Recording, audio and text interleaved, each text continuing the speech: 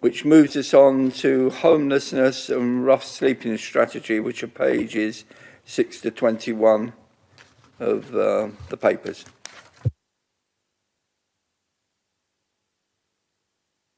I believe this is over to you, David, is it? Hopefully, yeah. Hopefully that's the case. Right, we've got the report in front of us. The report provides a final version of Harlow Homelessness and Rough Sleeping Framework, 2025 up to 2030. This final version takes on board feedback from Scrutiny Committee on the 15th of October 2024 and the public consultation exercise. Obviously, the papers are in front of us, and if you have any questions on it, I have my useful young lady, Lisa, with me to answer as many of them as required. Going round then. Any questions? Anyone got any questions? I just have a couple of questions, really.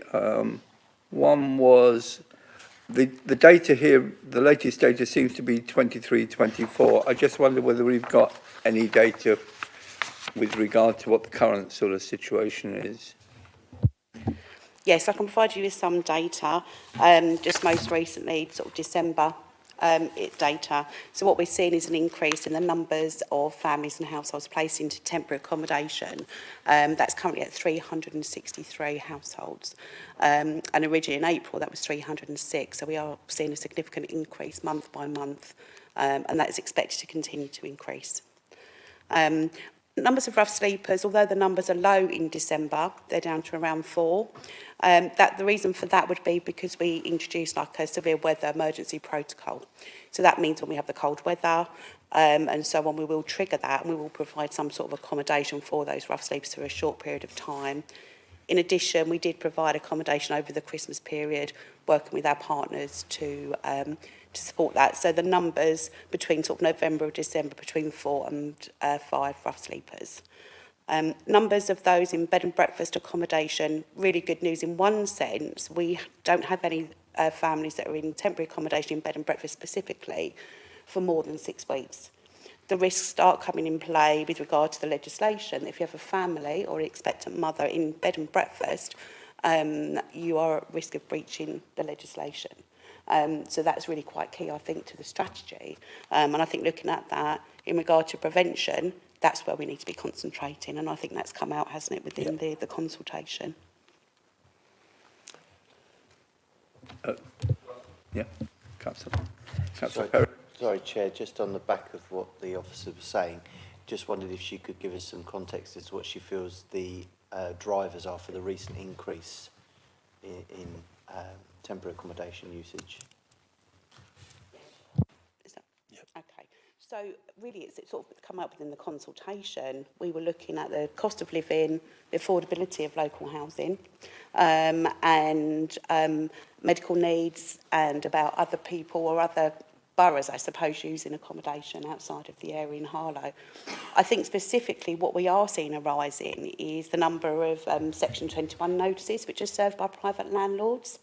And that is our main cause of homelessness locally. You're looking at around 38% at any one time. Whereas I think I've said before, 4 or 5 years ago, you would be looking at family and friends eviction, really, from the home, which is now changing. So I think it's one is the cost of private rented, where maybe the landlord wants to sell the property or they want to rent the property out again at a higher level. And to me, that is that main cause of the homelessness at this point. And again, there is no accommodation available, which is affordable. So that has come out of the consultation and forms part of the strategy. There is very lack of affordable housing in Harlow in the private rented sector. The local housing allowance is nowhere near significant to pay what those charges are.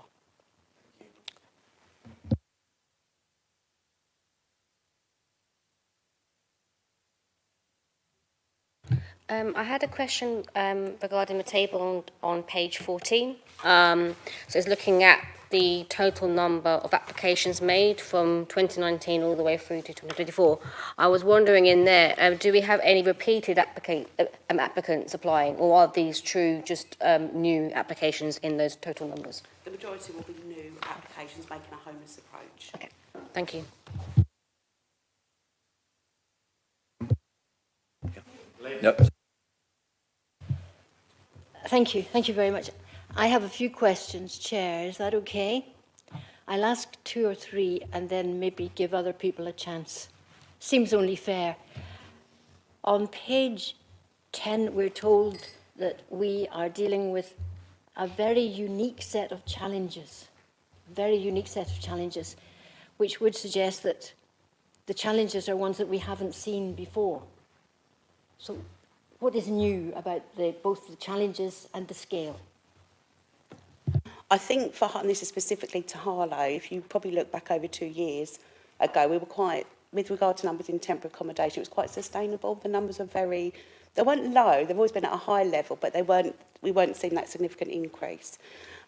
So I think I sort of go back to what we were talking about the change in the private rented sector and the cost of living and so on. And I think that's been a significant change, specifically for Harlow. And the main causes of homelessness, when we talk about, Section 21 notices by the private rented sector landlords, and a lot of those are actually no-fault evictions. Whereas previously, again, you may have seen where there were rent arrears or similar, why people were losing their home, whereas now it's just when landlords just want that property back to sell or to rent out at a higher cost. So I think that's what Harlow is specifically seeing. And I think we've also got the pressures from out-of-area placements into Harlow. We've got the permitted developments and so on, which is causing, a reduced supply of accommodation locally that is affordable for local people. Thank you very much. Let's see. Oh yes, this is a detail really. Somewhere on page 13, we're told about, it's Bramley Cottages there, which is lovely, but it becomes Bromley Cottages later on in one of the appendices, I think. So which one is it and where is it? Okay, so it is Bromley Cottages. Yes, it is Bromley Cottages, sorry. And it's near the sort of Stowe areas, near the Harlow Museum, sort of behind Broomfield and so on. It's a really nice location. But yeah, it's definitely Bromley Cottages. It's specific for those that are rough sleeping. I think just a couple more and then... Just have one more, then one more, okay. This is quite an important question. It's not a new issue, though. The reports remind us that there's a gap between housing allowance, you know what I'm going to say, and rent. And therefore, that's a huge challenge for the person on the end, or the person who's trying to pay the bills. Are we considering any sort of a strategy in order to make representations with regard to that? As you know, that has been there for quite some time, but it's certainly adding to what you've referred to as the unique or not unique challenges. Okay, it's national. Okay, in regard to the local house allowance, it's not necessarily putting those prices up. I personally, or the Housing Options team, have no pressure that we can put on for us to do that. But what I am aware of, at a higher level and a corporate level, work Essex-wide and nationally is being reviewed and looked at constantly, because it's national, this issue, it's national. To add to that on 2 points. So there was obviously the local housing allowance rates, I think, have been broadly frozen since about 2011. There was a significant increase, if you can call it that, I think last year, but obviously it takes us nowhere near to that level. As Lisa says, there's an Essex-wide sort of group of all the housing teams which have done a lot of lobbying on this. I can tell you that I know and I think Russell did as well, probably in previous times, have written to the government about this many times, of both colours. And all of the sort of local government organisations you would find, the LGA, East of England LGA, you name it, will lobby the government on this, undoubtedly. And just back to the other point that Lisa said about the unique circumstances, the other thing I would add, and this is not a political point, it's a genuine point. The previous government has a slightly different take on it, but the Renters Reform Bill, which is currently going through, whether you agree with what it's trying to achieve or not, is having a huge impact in terms of landlords wishing to dispose of the property. and therefore issuing Section 21 notices before they are outlawed, as it were. So I have no doubt we are seeing, and will continue to see over the coming months, a massive spike as a result of that. I think that's what they call in government legislation an unintended consequence, in that they're trying to ban no-fault evictions and through the process of doing so creating a heck of a lot more of them.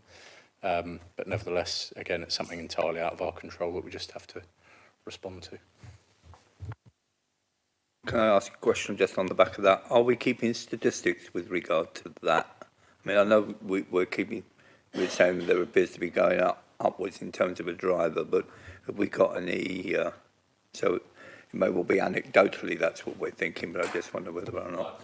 So I think the statistic Lisa outlined earlier is, at the moment, about 38% of homelessness that we're seeing is from Section 21 evictions, and that has significantly risen from, well, year on year, actually, for the last few years. Yeah.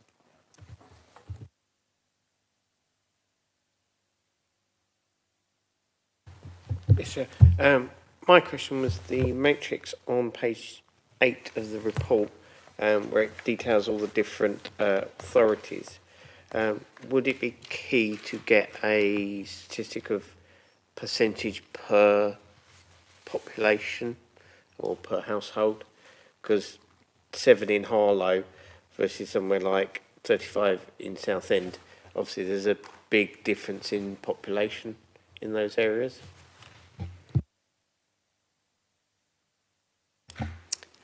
We can consider reviewing that and suggesting putting that in that strategy, the draft strategy, if that's a request. We can do that.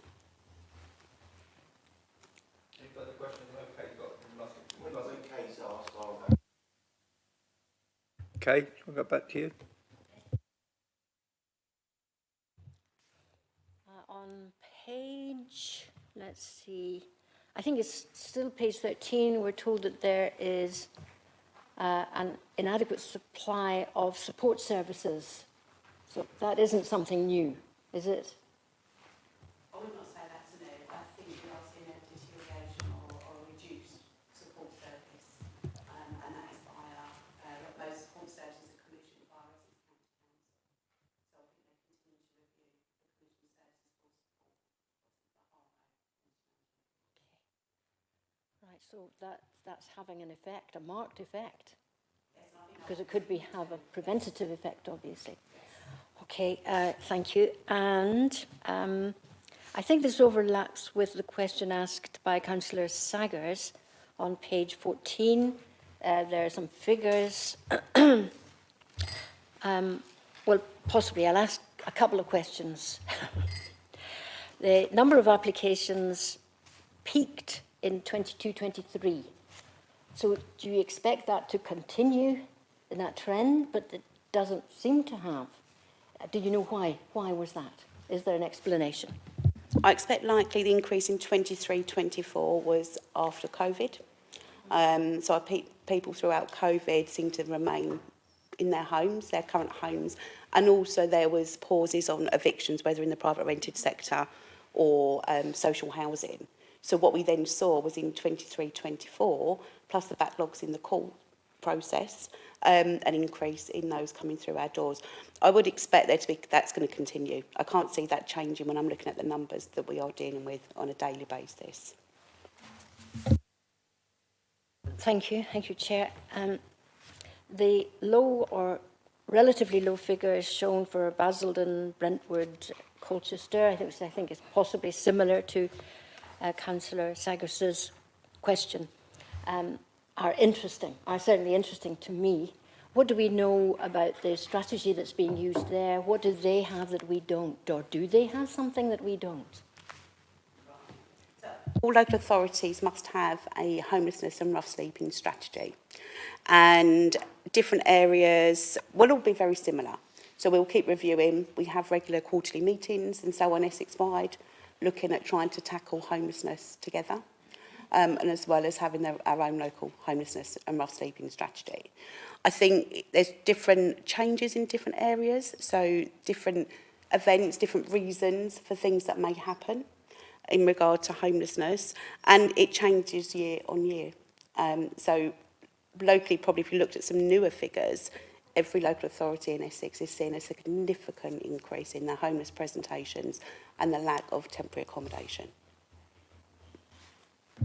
But obviously, if another authority was doing something that seemed to be successful, we would be alert to that, like meerkats, and we would learn from it. Most definitely. Yes. All the time we're reviewing, looking at our preventions, how can we prevent homelessness, Yes. and so on. So that doesn't change, that's ongoing year on year. And finally, on page 18, there's a reference to a rough sleeper coordinator. Is that someone who already exists? Is it someone who has already a full job, in other words, and has this added? Or is it someone who has the capacity, possibly in some way? We do recruit a rough sleeper prevention coordinator. It's funded through our rough sleeping incentive through the government, which was over a 5-year period. So we already have someone in play, and that's going to continue. So we do employ somebody specifically to deal with rough sleeping. Yeah. So is that person's full-time job? Yes, it is, yes, yes. Thank you. Preparing. Thank you, Chair. I just want to return back to my the previous kind of premise around I'm really keen to understand the drivers that are raising this, because I think if we understand the drivers better, we're in a better position sometimes to act. I appreciate that you could only give me a partial answer to this question, so maybe the councillor might give me an answer from a political perspective, but do we believe that this sudden surge in landlords selling their homes has any relation to the new renters bill that's making its passage through Parliament at the moment?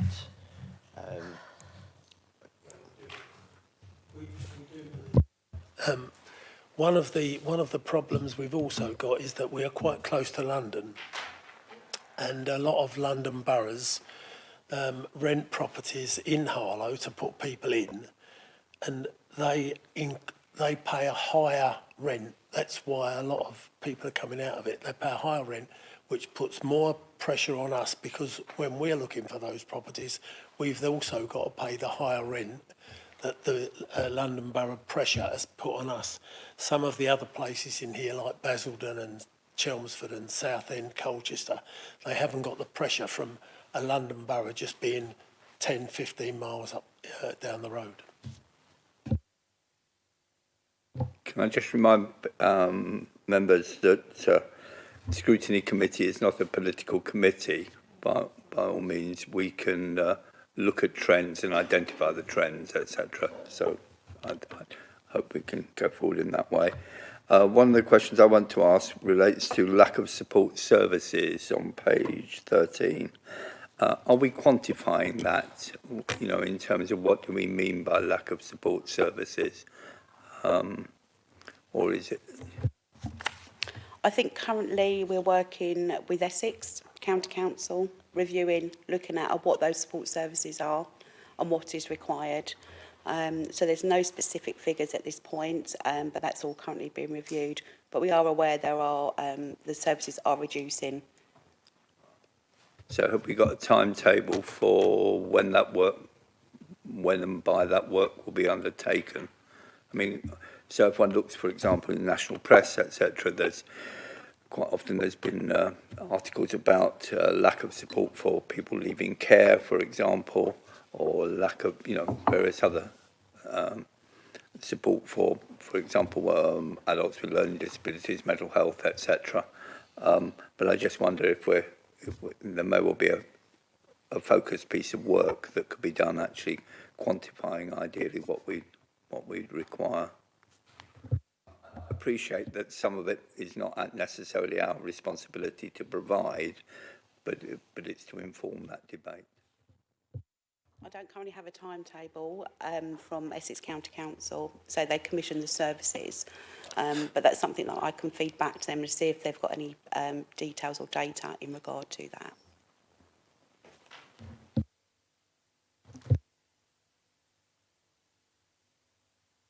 Second. My question was, of those rough sleepers we engage with, do we keep a log of those who potentially refuse our engagement and how that figures in the figures? Yes, we do. Because we've got the rough sleeper prevention coordinator and we work very closely with streets to homes, we have very good data in regard to those that we are dealing with, and we do have those that are very hard to reach, that are repetitive, and quite often that is due to their multiple complex needs. So yes, we do have very, very close data, and we have to feed back on Delta returns that we have in the government on a quarterly basis, actually a monthly basis in regard to rough sleeping. So it's monitored very closely.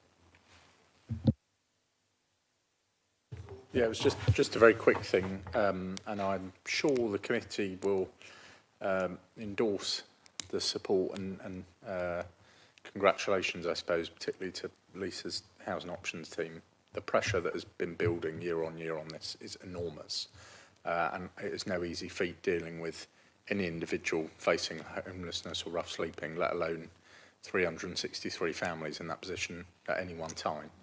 I think it was probably about October or November time. I felt like we were, I suppose, audit is the word we had from government, who sent a couple of folk down from MHCLG to see how we were doing on our homelessness and rough sleeper stuff. And actually, the message that broadly came back after a long day that Lisa endured most of, I only endured an hour of, but was that Harlow was doing an incredible job in the circumstances, and if anything, we're not celebrating is not the right word, but not presenting just how much is being done, how particularly how we quantify prevention.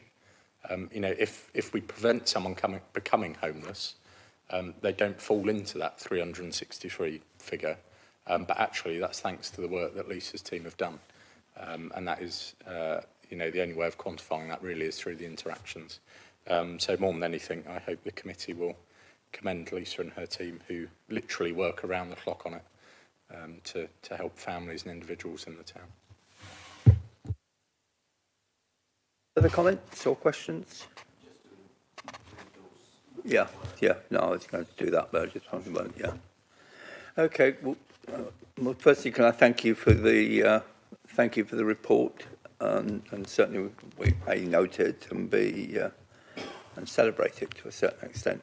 And in terms of the questions that have been around quantifying data and what have you, and if that can be taken on board, that would be, because I think, I mean, for example, in terms of the providing supported living, that sort of, you know, then whilst the county may well have a view, but equally we as a housing authority need to be sort of clear about what our perception and perspective is on that. So I think we could do a bit of work on that anyway. Sorry, can I just add to that? What we are actually looking at, and this is a recommendation that came from our visit from the ministry, they suggested we actually do a strategy in regard to support, what's needed for Harlow, and that's quite new to us. So that's something we are going to start working on at a local basis. Okay. Look forward to receiving a report on that at some point in the future. Yeah, that would be brilliant. useful. Thank you.